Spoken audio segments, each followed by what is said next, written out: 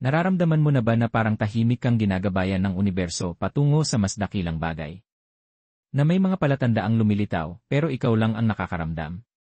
Kung isa kang Virgo, hindi ito guni-guni, ito ay ang kapalaran na kumakatok. Ang mga bituin ay unti-unting gumagalaw, umaayon sa'yo, ibinubulong na dumating na ang iyong oras. Sa mundong puno ng ingay at kaguluhan, mayroong makapangyarihang puwersa na pumipili sa'yo. Pero ang tanong, handa ka na ba talagang tanggapin ito?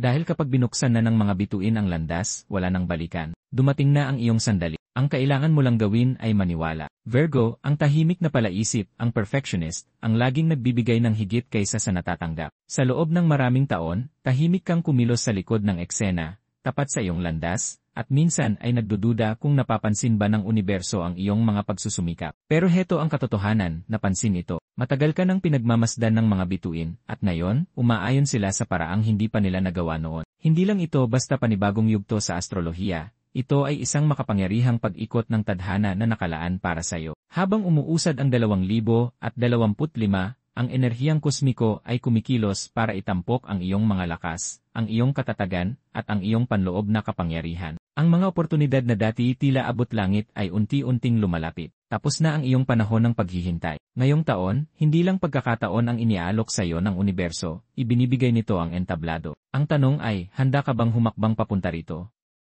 Dahil ang tagumpay, hindi na lang kumakatok, binabasag na nito ang pintuan. Ang astrological shift ng 2025 ang 2025 ay hindi lang basta panibagong taon sa kalendaryo, ito ay isang kosmikong pag-ikot ng tadhana. Lalo na para sa Virgo, ang taong ito ay may dalang bihirang pagkakataon, isang makapangyarihang puwersa. Dahil si Mercury ang namumunong planeta mo, bawat kilos nito ay may malalim na epekto sa iyo. Ngunit sa 2025, ang mga retrograde ni Mercury ay sumasabay sa malalaking aspeto ng ibang planeta, si Jupiter, ang planeta ng pagpapalawak, at si Pluto, ang planeta ng pagbabago. Hindi ito basta mga pagkakataon lang, ito ay mga palatandaan na may paparating na malaking pagbabago. Sa unang bahagi ng taon, habang umaayon si Mercury kay Jupiter sa iyong zodiac sign, unti-unting mabubuksan ang mga pintuang matagal nang nakasara. Ang mga pag-uusap na hindi natapos ay muling magbabalik. Ang mga oportunidad na tinanggap mong wala na ay biglang lilitaw muli, ngayong mas malakas, mas makapangyarihan. At sa mga sandaling iyon, mararamdaman mo ito. Ang hila, ang pakiramdam na may bagay na sa wakas ay umaayon sa iyo. Ang enerhiya ni Pluto ay magtutulak sa iyo na magbago, na kumawala sa mga rutinang hindi na nakatutulong sa iyo. Maaaring makaramdam ka ng hindi komportableng pagbabago sa simula. Normal lang yan, dahil ang tunay na pagbabago ay hindi nagsisimula sa kaginhawaan. Pero kapag niyakap mo ito, mapagtatanto mong ang mga bagay na dati mong kinatatakutan ay siya na ngayong magpapalipad sa iyo. Ang pagkakaayos na ito ng mga planeta ay hindi lang tungkol sa swerte. Ito ay tungkol sa tamang oras. Hindi nagmamadali ang universo, pero hindi rin ito nakakalimot. At ngayon, naaalala ka na nito. Ang mga tahimik na mensahe, ang mga panaginip, ang mga kakaibang pangyayari, hindi yan aksidente. Mga pahiwatig yan, mga senyales mula sa kalawakan na ikaw ay inihahanda para sa mas dakilang kapalaran. Pati si Saturn, ang dakilang guro, ay nakikisali, hindi para limitahan ka, kundi para tulungan kang magtayo ng pundasyong matibay. Isang bagay na may kabuluhan at tatagal. Maging ito man ay tungkol sa iyong karera, relasyon, o panloob na kapayapaan, ang 2025 ay magdadala ng katatagan at istruktura sa mga bahagi ng buhay mo na matagal nang magulo. Ang mga bituin ay kumikilos, Virgo, at bumubuo sila ng landas na ikaw lang ang makakatahak. Ang tanong, handa ka na bang gawin ang unang hakbang?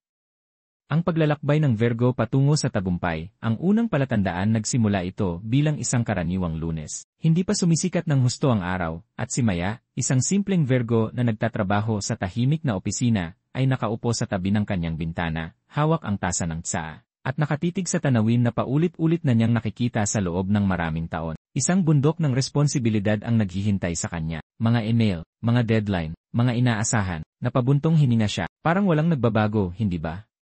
Pero may kakaiba sa umagang iyon. May bulong mula sa kanyang pakiramdam na may paparating. Hindi ito malakas, hindi ito dramatiko. Isa lang itong banayad na pakiramdam, parang katahimikan bago ang isang malakas na bagyo. Sa linggong iyon, unti-unting may mga bagay na nagbago. Isang dating kliyente ang muling nag-email sa kanya, pinuri ang proyekto na ginawa niya ilang buwan na ang nakaraan. Bigla siyang pinatawag ng kanyang boss sa isang meeting at sinabing, "Tahimik kang gumagalaw, pero napapansin ka na namin." Ngumiti si Maya ng magalang, pero bumibilis ang tibok ng puso niya. Hindi ito basta swerte. Ito ay pagkakaayon. Ilang taon na siyang nagbibigay ng buong puso, tahimik lang. laging organisado, laging responsable. Pero may boses sa loob niya, yung nagsasabing hindi siya sapat, o kailangan niya munang maghintay ng tamang panahon na pumipigil sa kanyang lumiwanag. Hanggang ngayon, habang lumilipas ang mga araw, dumami ang mga senyales. Nanaginip siya ng mga pintuang bumubukas. Palagi niyang nakikita ang numerong 11 oras 11 minuto, sa mga orasan, resibo, at kahit sa mga plaka ng sasakyan. May mga estrangherong pumupuri sa kanyang mga ideya. Sa unang pagkakataon sa matagal na panahon, pakiramdam niya ay nakikita siya. Isang gabi, habang pauwi, huminto siya sa harap ng isang maliit na tindahan ng libro na daan-daan beses na niyang nadaanan, ngunit ni minsan ay hindi pinasok. May naramdaman siyang,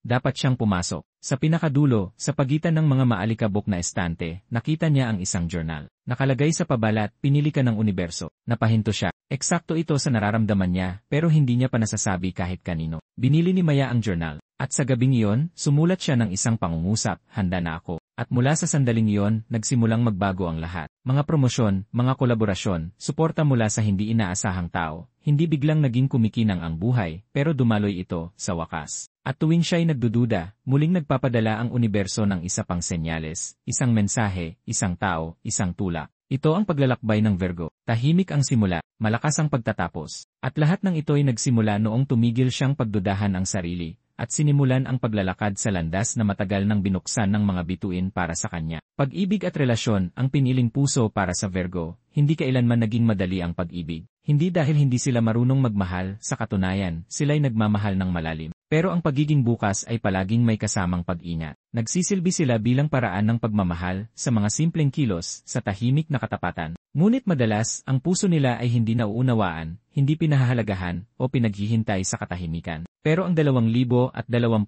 ay kakaiba. Balikan natin si Maya. Ilang linggo na ang lumipas mula noong una niyang mapansin ang mga kosmikong senyales. Umaarangkada ang kanyang profesional na buhay, pero may nananatiling tahimik na pananabik sa kanyang puso. Palagi niyang pinaniniwalaan na darating ang pag-ibig kapag ayos na ang lahat. At ngayon, habang nagbabago ang kanyang mundo, napaisip siya, oras na kaya.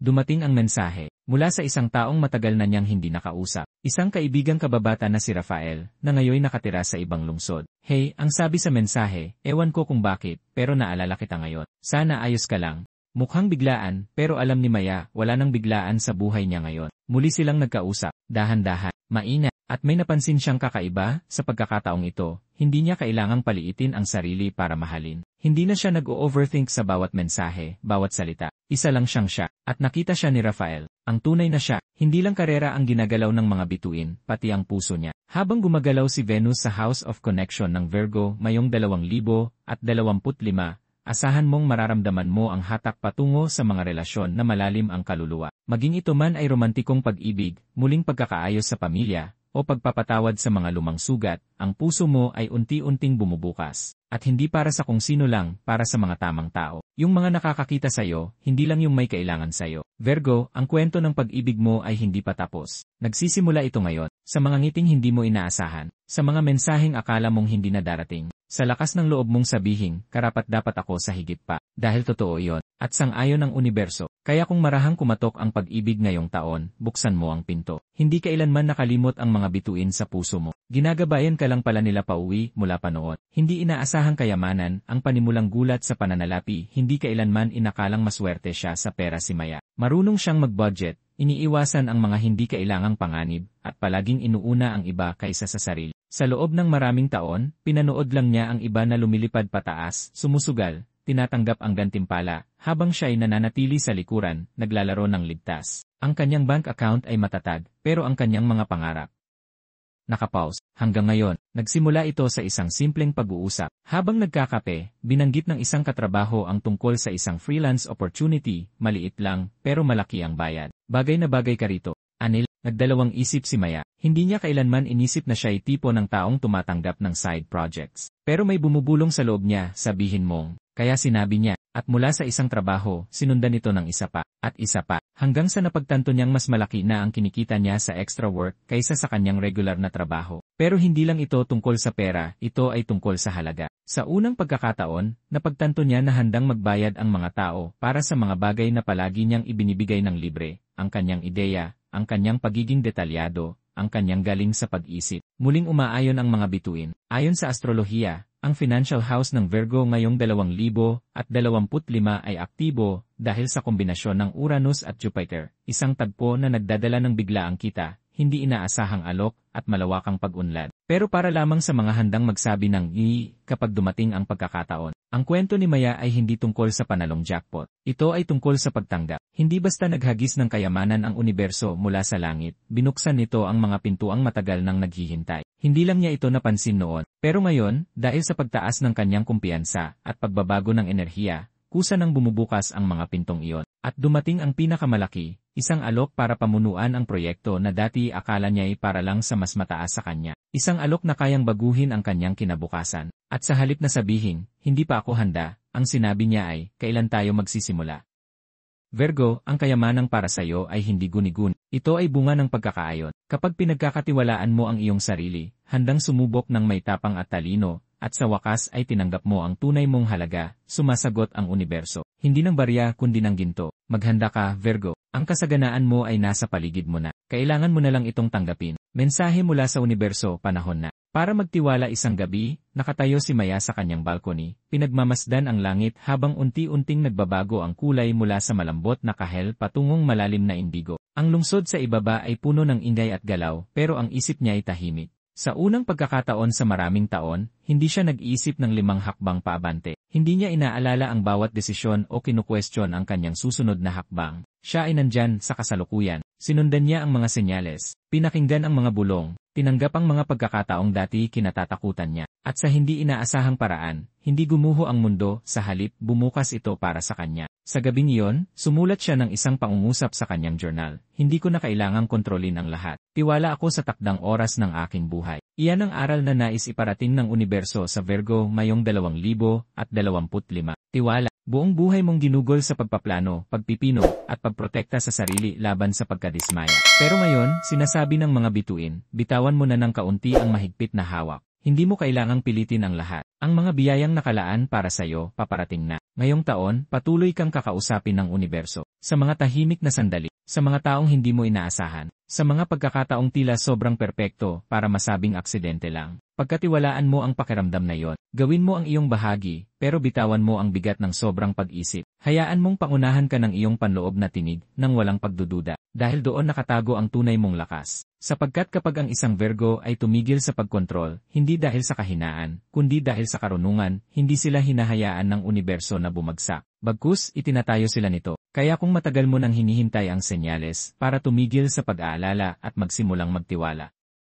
Ito na yon. Hindi isang umaga na lang nagising si Maya at biglang nabago ang kanyang buhay. Nangyari ito ng dahan-dahan, sa mga tahimik na desisyon, sa mga matapang na sa desisyong maniwala na siya ay higit pa sa pagiging maaasahan lang. Hindi iniabot ng universo sa kanya ang tagumpay, unti-unti itong ibinunyag, parang isang lihim na mapa na dahan-dahang lumalantad sa harap ng kanyang mga mata. At ngayon, Virgo, ang parehong mapa ay nasa iyong mga kamay. Nakatayo ka ngayon sa isang punto ng pagbabago, isang sandaling isinulat na sa mga bituin, bago mo pa kinuwestiyon ang sarili mong halaga. Hindi na banayad ang mga senyales, hindi na naghihintay ang enerhiya, lahat ay kumikilos at para ito sa'yo. Hindi ito aksidente, isa itong kosmikong panawagan. Ang iyong pagiging detalyado, ang iyong disiplina, ang lalim ng iyong puso, lahat ng ito'y inihanda ka para sa sandaling ito. Pinili ka ng mga bituin, hindi dahil maswerte ka, kundi dahil handa ka na. Handa ka nang lumabas mula sa anino. Handa ka nang magsalita ng walang takot. Handa ka nang tumanggap ng walang pagkakonsensya. Handa ka nang maging kung sino ka talaga. Kaya, ano ang susunod na mangyayari?